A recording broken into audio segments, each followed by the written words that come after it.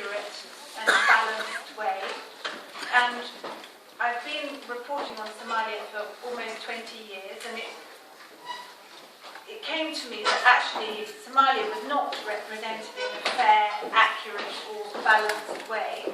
So I felt that I needed to try to correct that picture, at least for a non-Somali audience. Somalis are fully aware of that, but I don't think the rest of the world is.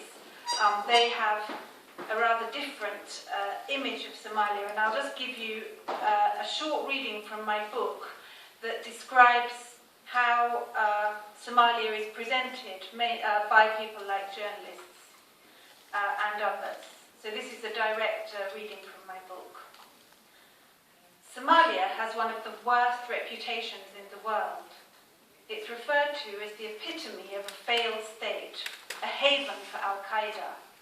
It suffers from what's described as the world's worst humanitarian crisis. It's the most corrupt country on earth. Its waters are pirate-infested. Even its passports are described as the dodgiest in the world. Media reports talk of the capital Mogadishu as the most dangerous place on earth. The word Mogadishu has entered some people's vocabulary as a way of describing a place or a situation that is truly terrible. Mogadishu was the title of a British play which premiered last year. It was not about Somalia, but it was about a troubled inner-city secondary school in England. And while covering riots that hit England in August last year, a BBC reporter described the Tottenham district of London as looking like Mogadishu. I asked British schoolchildren what they knew about Somalia. A teenage boy mimed the action of a machine gun spraying bullets. He said his school friends were scared of Somalis because, he said, they stuck together in a gang. Your life would be finished if you did anything to a Somali, he said. A 9-year-old boy said Somalia was a place where people are poor and have lots of guns. A girl told me Somalia was full of pirates. Another said that there were child soldiers. So that reading from my book kind of gives you a picture of how Somalia and Somalis are portrayed, particularly in the Western media.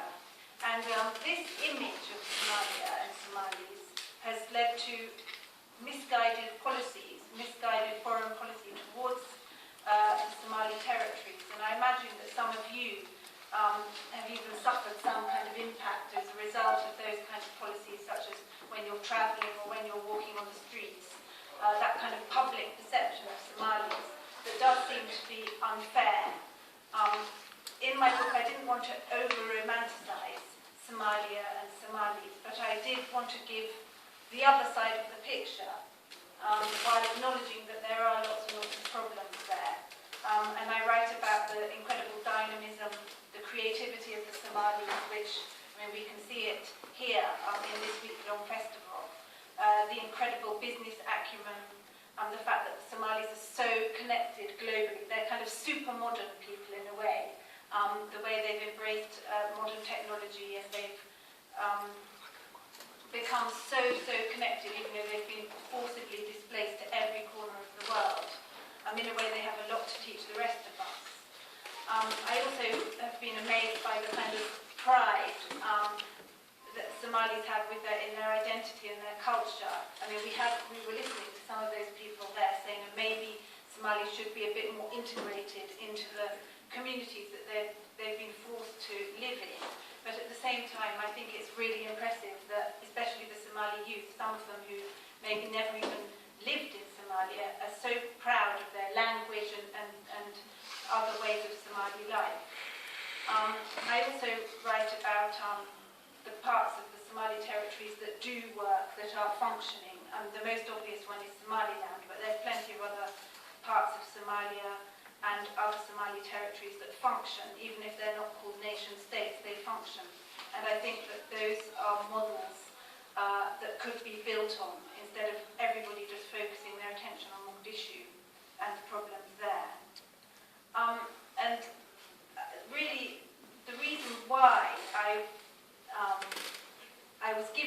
was able to sort of discover over the years that I've been working about Somalia and in Somalia, the reason why I've been able to see as a rounder picture is because of the Somali people and the way that they've been so open and welcoming to me. I have some of my colleagues from the BBC here today from the Somali service, and it's them who sort of introduced me to this huge world of Somalis who've been so generous. And as the title of this year's Somali Week is Courage, and I mean, so many people have been so courageous. Some have put themselves at immense personal risk by speaking to me, and I am eternally grateful to them.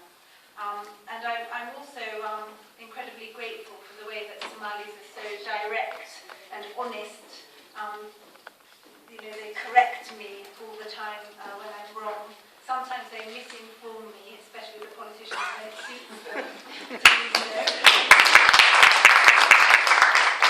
And I just want to say really that this book, it isn't really my work, it's the voices of Somalis, good, bad, young, old, the voices of pirates, the voices of Al-Shabaab, the voices of artists, nomads, so many different people who made this book possible. So really, I'll just end by saying thank you to everybody for giving me your stories, which I've tried to put